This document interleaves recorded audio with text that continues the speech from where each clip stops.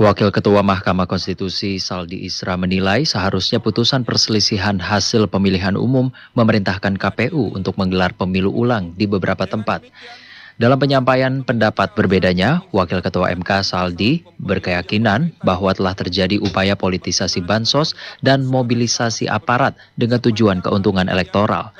Hakim MK Saldi Isra menyatakan pendapat berbeda atau dissenting opinion atas putusan MK terkait PHPU 2024 yang diajukan Anies Muhaimin. Hakim Mahkamah Konstitusi Arief Hidayat juga memiliki pendapat berbeda atau dissenting opinion terkait ketidaksetujuannya atas putusan mayoritas Hakim MK menolak sengketa Pilpres 2024 yang diajukan Anies Baswedan Muhaimin Iskandar.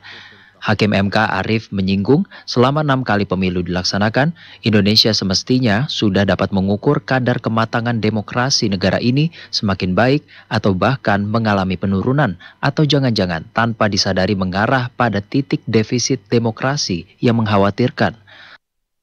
Artinya untuk mengukur kualitas pemilu, maka alat ukur yang dapat digunakan adalah apakah pemilu yang diselenggarakan telah dilaksanakan sesuai dengan asas pemilu, yakni langsung, umum, bebas, rahasia, jujur, dan adil sebagaimana prinsip keadilan pemilu. Perspektif sosiologis empirik. Pasca era reformasi yang ditandai oleh jatuhnya rezim non-demokratis pada tahun 1998, praksis kita telah melaksanakan beberapa kali pemilihan umum yang dilakukan secara periodik 5 tahun sekali, dimulai pada tahun 99, 2004, 2009, 2014, dan 2019. Dan pada tahun 2024 ini, artinya sudah 6 kali kita mengadakan pemilu, anggota badan-badan perwakilan rakyat dan pemilihan presiden dan wakil presiden.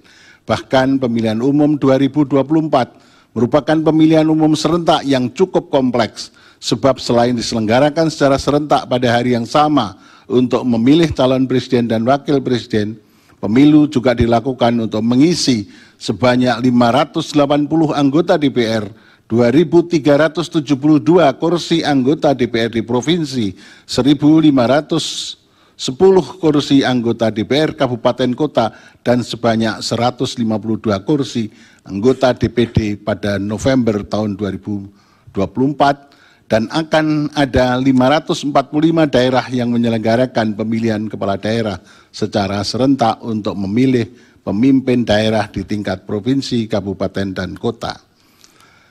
Dari pelaksanaan 6 kali pemilihan umum ini pula kita dapat mengukur kadar kematangan atau tingkat maturitas demokrasi kita.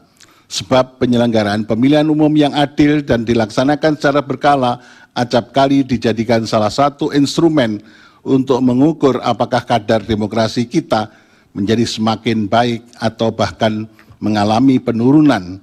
Jangan-jangan tanpa disadari boleh jadi demokrasi kita saat ini mengarah pada titik defisit demokrasi yang mengkhawatirkan. Sebab telah tampak secara jelas, secara kasat mata, adanya pelanggaran-pelanggaran yang bersifat fundamental terhadap prinsip-prinsip pemilu yang langsung, umum, bebas, rahasia, jujur, dan adil sebagaimana diatur di dalam ketentuan pasal 22E ayat 1 Undang-Undang Dasar 45. Lalu Hakim Mahkamah Konstitusi Eni Nurbaningsih berpendapat MK semestinya memerintahkan pemungutan suara ulang di beberapa daerah demi memastikan pemilu berjalan jujur dan adil. Hal ini disampaikan Hakim MK Eni saat membacakan pendapat berbeda atau dissenting opinion dalam sidang putusan sengketa hasil pemilihan presiden 2024 yang diajukan Anies Baswedan Muhaimin Iskandar. Eni berpandangan dalil yang diajukan Anies Muhaimin dalam permohonannya beralasan menurut hukum untuk sebagian.